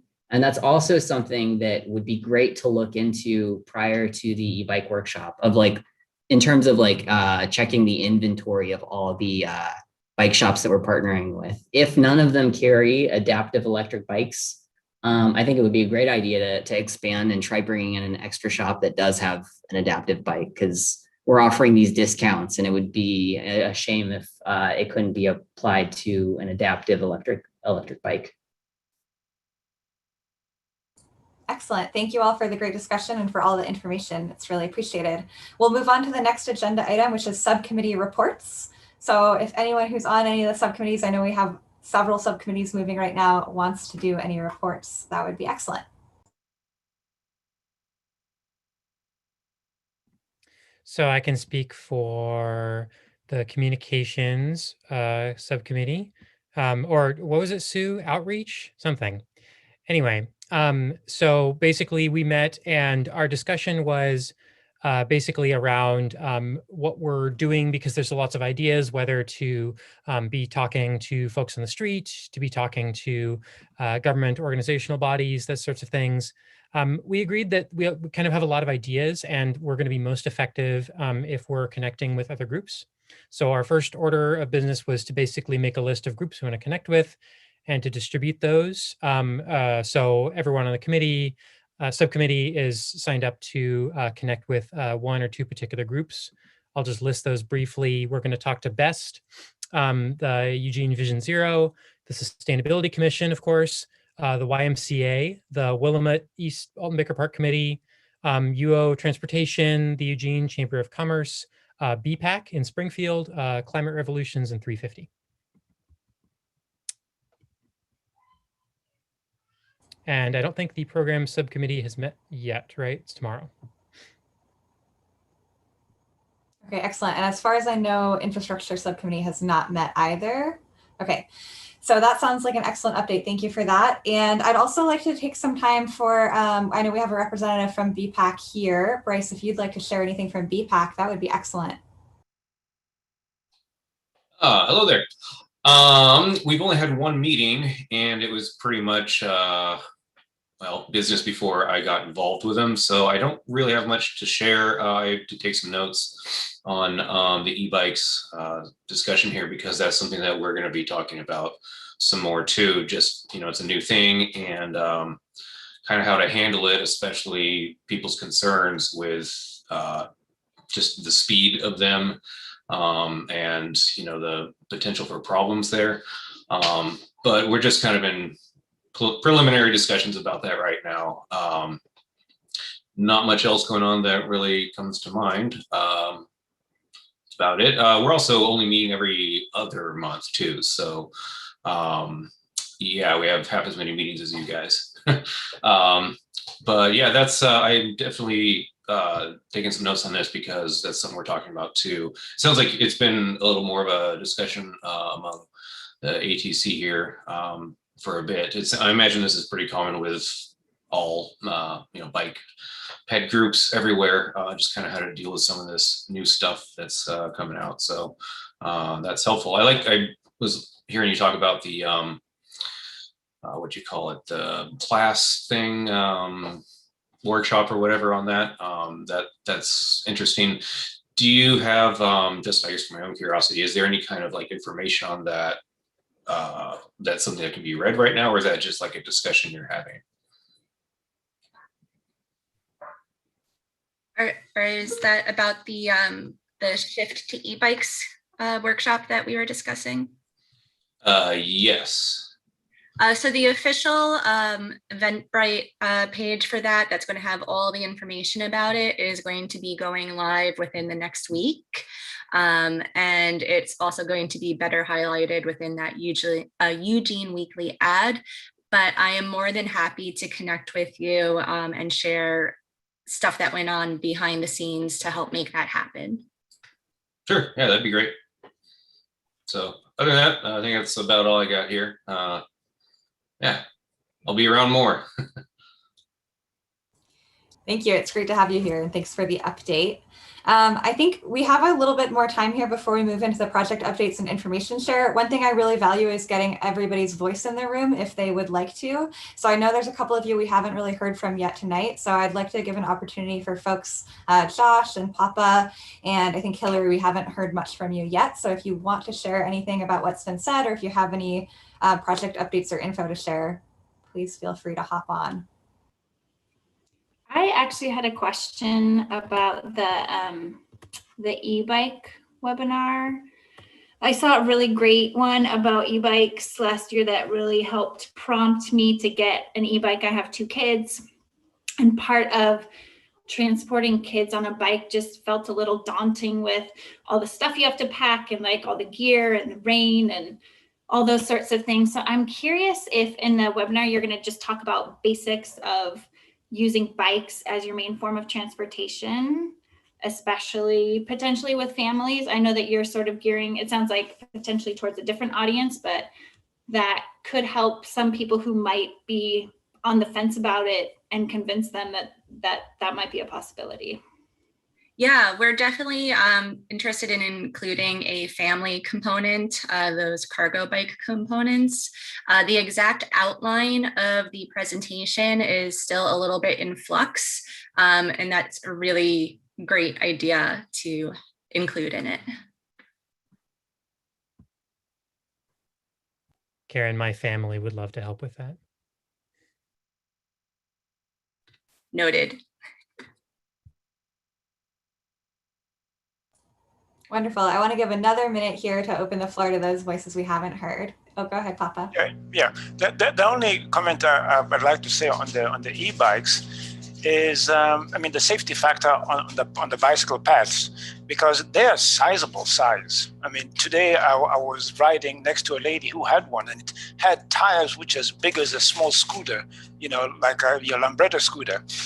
And they take more space, and I asked her how fast they accelerate, and she took off away from me, which really surprised me. So are you going to think of redoing the bicycle path, maybe widening them, or, you know, what's going to be done, you know, in terms of that for the safety factor? Because it's going to be more bikes and more people on the road. In terms of infrastructure, like how you are discussing, we do not have plans for that at the moment, but we do have a path etiquette campaign in development that will have things like signage that post messages like, you know, pass on the left, heels before wheels, meaning like pedestrians always take precedence over bikes or other forms of wheeled mobility. It's also going to have a whole social media campaign of its own, potentially some kind of ambassador type situation for that. Cass or Shane, I don't know if you would like to speak more to that. I would just affirm what you said, Karen. We don't currently have plans to expand the paths, but I definitely see your point, Papa, and we might be doing some learning along the way here.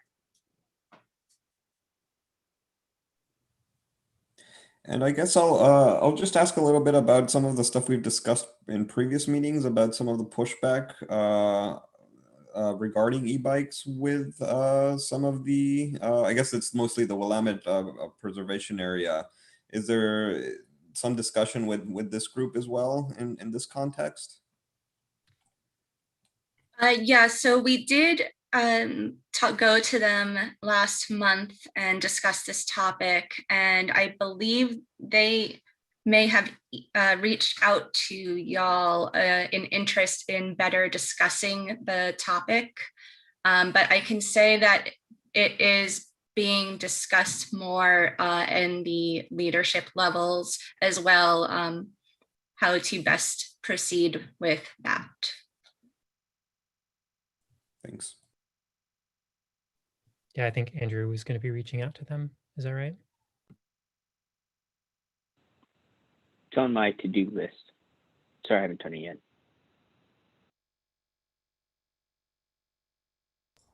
Wonderful, thank you. It's great to hear a little bit from everybody. I know these virtual meetings in particular tend to get kind of like into a zone where we just go for it and get right into business, but I like to have time to make sure that we're connecting a little bit and everybody is able to participate if they'd like to.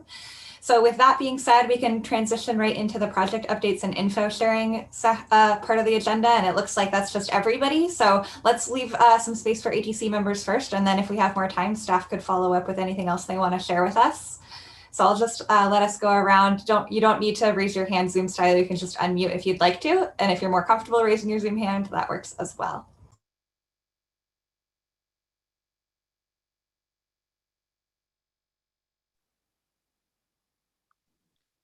I'll go ahead and start.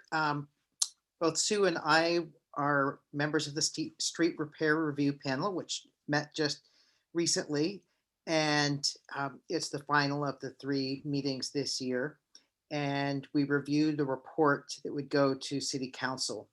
And one of the concerns that some people had about the report is that the active transportation funding wasn't as delineated as the street repair projects that those are out to the voters in advance. The street repair projects are spelled out to the voters in advance, so they know what they're getting. But that there's a lot more wiggle room for the for the bike ped projects, which was by design. But at the same time, I think there were members that wanted more certainty about that. So I think that's important for us to know that. And then I think the other thing that's important about that panel is, it was mentioned earlier, is that the current bond measure will be, if City Council wants to renew it next year, that there's basically a 1-year window for us to make recommendation to City Council if we want to see that wording or amount changed in any ways. Sue, is there anything else that I'm forgetting? No, that pretty much covers it. Yeah, it is potentially an opportunity to increase the share in the next bond measure. And that'll be a discussion that happens first in the committee and then on to City Council.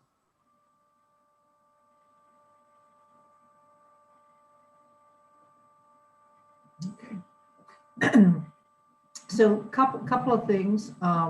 Just wanted to remind everybody about the Facebook page that Steve set up, which some of us are looking at, and I didn't know whether everybody here was aware of that, who has a Facebook account. Steve, what is the name of it again? I'm sorry, it just comes up for me. Thank you. Active Transportation Advocates. Advocates, and Grace has put a link in, so if you're on Facebook at all, this is a great way to post information of interest. The other use that it has, of course, is with communication with other groups. And I'm interested in the advocacy part of the outreach and communications crew. So I did have a conversation with Best, and one way they can share information with us is on Facebook.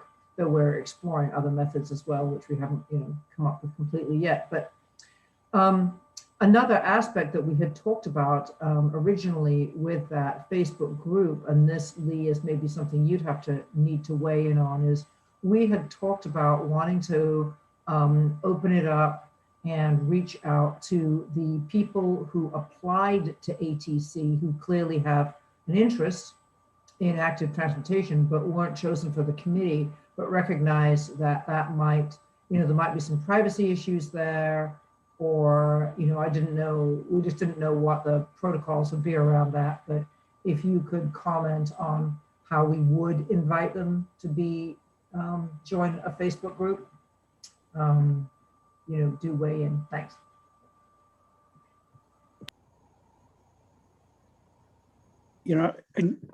I'm reluctant to share the email addresses of the people, but I can pass along information to them. If you share something with me, I would pass it on.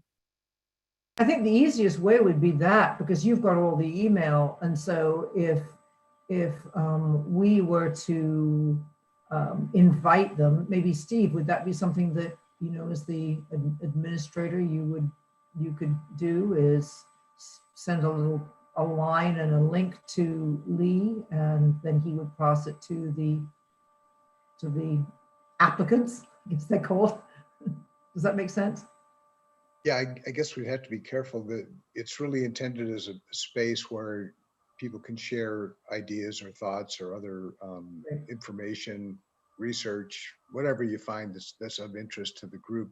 But we'd want to be careful not to start to make it become a place where we're conducting ATC business, which we clearly cannot do. So, I think we'd want to be cautious about that. I think that the simplest way is people who are interested in the space just get a link and go there and share information as they like. And I don't think it has to take Lee's time. Julie, some of the people that applied are plugged into In Motion. Some continue to watch the meetings. Mm-hmm.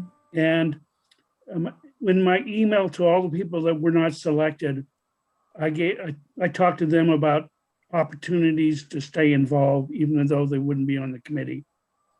So I think some people will learn through our traditional, like In Motion or other things like that, or social media. And I'll just add on this topic that, like it was said, it's not an active transportation committee Facebook group. It's an active transportation advocates group on Facebook. It's open to all of us as well as the rest of the public. It's being administered by me and Steve right now. Steve created it. There's been a lot of great activity already. Everybody is welcome. It's going to be a place just for great conversation and, you know, no discrimination or anything like that. But it is just a public group, not affiliated with the ATC. You're all the first people invited because we know you are interested in active transportation, but we do have it in our minds to invite other people that we know also care about these issues, and you're welcome to invite folks as well. With that, let's move on to the folks who have their hands up. So Sue and then Dan. Yeah, I was just going to say, if any of you are bicyclists who not only use your bikes for transportation in town, but also ride recreationally, Lane County has an open house going on for the Lane County Bicycle Master Plan. It's a pretty cool thing, actually. You can, there's a map and you could just put right where this is a problem and describe what the problem is. And you can see what other people are commenting on too. So if you can just Google Lane County Bicycle Master Plan. They have an open house going until March 22nd, I believe it is.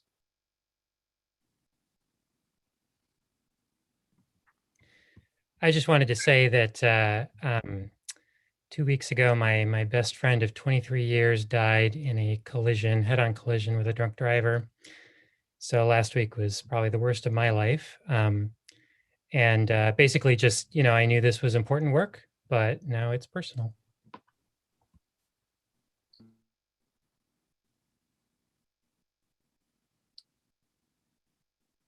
Thoughts are with you, Daniel.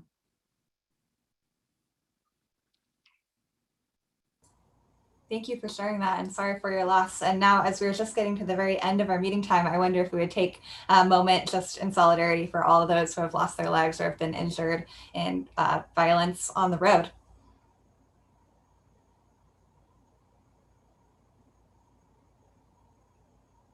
Thank you for that. Does anyone have any other final thoughts that they would like to share before we wrap up tonight? Oh, yes, I did want to mention that the EVA, the electric vehicle, what is it, Emerald Valley Electric Vehicle Association, they hosted Pete DeFazio and Marty Wilde a couple of days ago for an open house discussion while Representative DeFazio was here in town.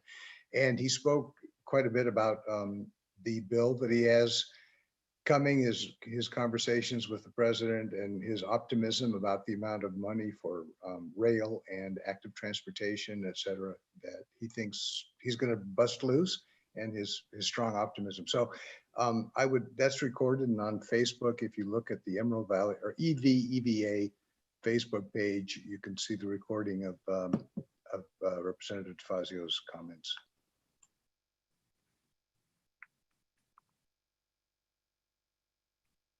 Wonderful. And with that, we will adjourn the meeting right on 7:30 on the dot. Thank you all so much for the excellent meeting tonight. It's great to see you, and I hope you all are well until our next meeting. Good night, everyone. Good night. Thanks, everybody.